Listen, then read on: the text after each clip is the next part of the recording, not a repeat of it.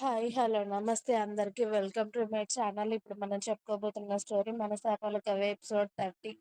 సిద్ధు అన్న మాటలకి సాహిత్యకి కోపం వచ్చి సిద్ధు చెంప మీద గట్టిగా కొట్టి, రోజుకొకడి వెంట తిరుగుతూ, రోజుకొకడిని ప్రేమిస్తూ, రోజుకొకడితో తిరిగేదానిలాగా కనిపిస్తున్నారా నేను అని అరిచింది గట్టిగా.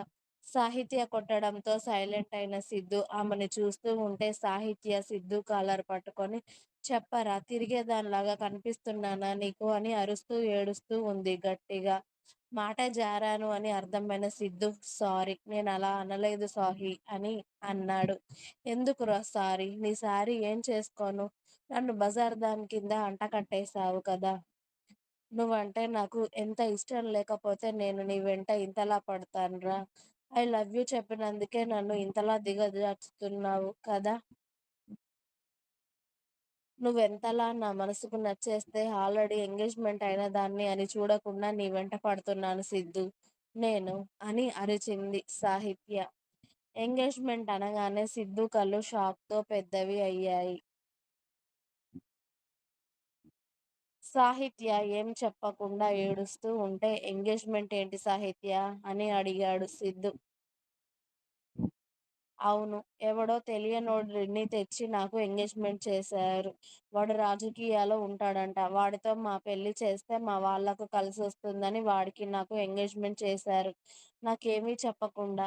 అయిపోయింది. ఇప్పుడు నేను వాడిని పెళ్లి చేసుకోవాలి అంట. సరేనా? అని అరిచింది సాహిత్య. ఆల్రెడీ ఎంగేజ్‌మెంట్ అయిన దానివి మరి నన్నెలా ప్రేమించావే నువ్వు? అని అడిగాడు సిద్ధు. అది నేను ఎంగేజ్‌మెంట్ అనుకోవాలి కదా! ఎవడో వచ్చి నా వేలికి రింగ్ తొడగగానే అది ఎంగేజ్‌మెంట్ అనుకోవాలా నేను? వాడు పెట్టిన రింగ్ ఆ రోజే తీసి పడేశాను. నాకు ఆ ఎంగేజ్‌మెంట్ ఇష్టం లేదు. వాడిష్టం లేదు. అసలెవరిష్టం లేదు. నా ప్రాణానికి నువ్వు నచ్చావురా! నా ఇష్టాన్ని నీకు తెలిపితే నువ్వు కూడా నా ఇష్టాన్ని పట్టించుకోవడం లేదు.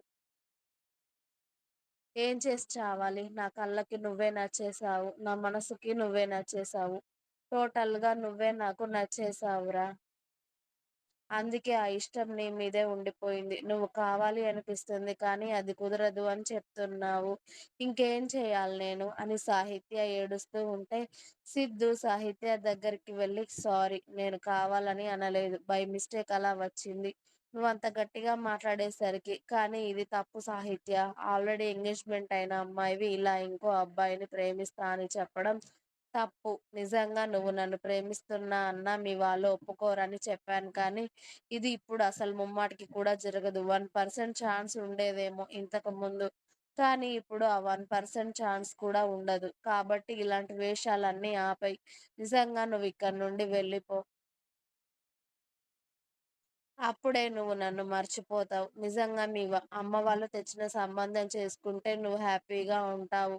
నన్ను చేసుకుంటే నువ్వు హ్యాపీగా ఉండలేవు సాహిత్య. పైగా మన పెళ్ళికి మీ వాళ్ళు కానీ, మా వాళ్ళు కానీ ఎవరు ఒప్పుకోరు. మన పరిచయం ఫ్రెండ్‌షిప్ వరకే ఆగిపోతుంది తప్పితే అంతకు మించి వెళ్ళదు సాహిత్య అని చెప్పాడు సిద్ధు సాహిత్యకి వివరించి. ఈ మాటలు ఇంకా ఎన్ని రోజులు చెప్తావురా? చెప్పి చెప్పి నా చెవులు చిల్లులు పడ్డాయి. చెప్పాను కదా! నా ప్రేమను నేను ఎలాగైనా దక్కించుకుంటానని. నువ్వు ముందిక్కడి నుండి వెళ్ళు సిద్ధు. ప్లీజ్ నువ్విక్కడుంటే నేను నా ఎమోషన్స్‌ని, నీ ఫీలింగ్స్‌ని దాచుకోలేకున్నాను. ప్లీజ్ నువ్విక నుంచి వెళ్ళిపో అని సిద్ధుని బయటకి నెట్టేసింది సాహిత్య.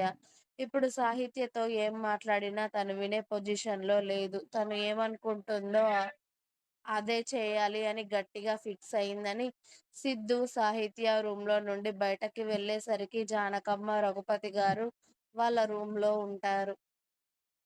"వెళ్ళొస్తాను నానమ్మ, సాహిత్య జాగ్రత్త" అని సిద్ధు వాళ్ళకి కనబడకుండానే అతడు బైక్ తీసుకొని ఒక నిర్మానుష్యమైన ప్రాంతానికి వెళ్ళి చీకటి పడుతూ ఉండగా అక్కడే ఉండిపోయాడు చాలా సేపటి వరకు సాహిత్య మాటలు అన్నీ తలుచుకుంటూ.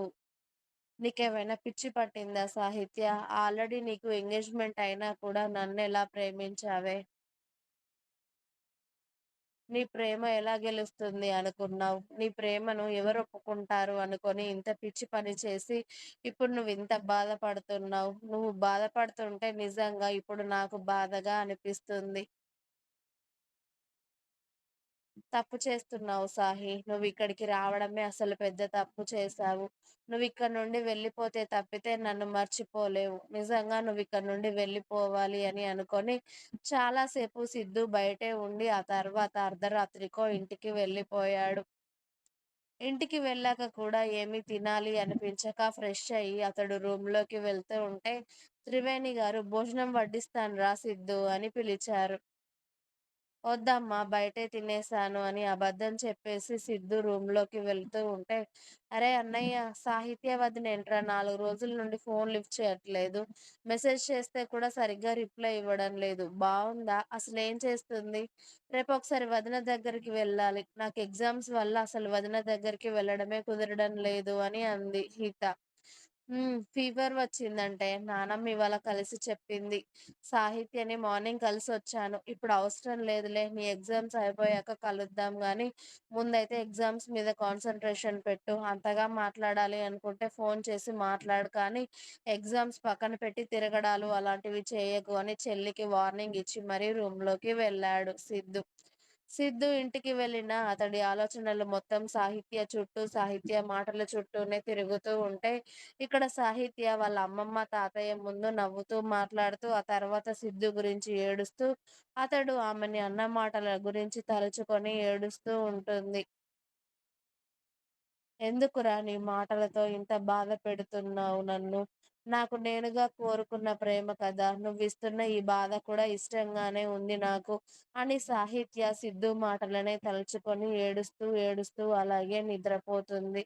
అలా నెల రోజులు గడిచాయి. సాహిత్య వాళ్ళ ఊరికి వెళ్ళే రోజులు దగ్గర పడ్డాయి. సాహిత్యని తీసుకువెళ్ళడానికి వాళ్ళ అమ్మ, నాన్న, అన్నయ్యలు అందరూ ఆ ఊరికి చాలా సంవత్సరాల తర్వాత రాబోతున్నారు.